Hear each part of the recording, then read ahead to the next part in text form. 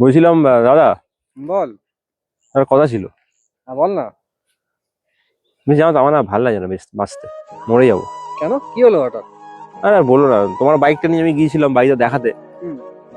বললাম যেটা আমাকে বাইক কিনে দাও, হুম। বলছে কিনে দেবো না। আর তোমার থেকে রোমে সবসময় বাইক চাওয়া যায় বলো তো? ধরো তুমি চাবি, আমি মরতে চললাম। মানেটা কি? ভালো লাগছে না আমার। সে কি, এইটুকুর জন্য তুই মরতে যাবি? বাইক চাইছি, বাইক কিনে দিচ্ছে না। তো এটা কোনো কথা হলো? তোমার বাইকটা দেখো কত সুন্দর দেখতে, এরকম না হোক, একটা নর্মাল একটা হালকা বাইক তো কিনে দিতে পারে। বাইকটা করতেও তো আমার টাইম লেগেছে, তোরও টাইম লাগবে, কি আছে? তার জন্য সামান্য ব্যাপারে তুই মরে যাবি, এটা কোনো কথা হলো? না না না, ও দেবে না গো, কিনে দেবে। বলছি আমি তাহলে গেলাম, ঠিক আছে, ভালো থেকো। আমি মরতে গেলাম, আর দেখা হবে না, ঠিক আছে, গেলাম। ভাই, আরে ভাই শোন, একবার তুই শোন, তোকে মরতে হবে না, তুই আমার বাইকটাই নিয়ে নিস ভাই, আমার বাইকটাই তোর বাইক। ভাই ভাই প্লিজ ভাই, একবার শোন, আমার বাইক তোর বাইক। আয় আয় ভাই, বুকে আয় ভাই, বুকে আয়। আয় আয় আয় আয়, একদম একদম, আয় ভাই আয়, দেবে তো? একদম একদম ভাই। আয় আয় আয় আয় আয় আয় ভাই, আয় ভাই, আয় আয় আয় আয় আয় আয়।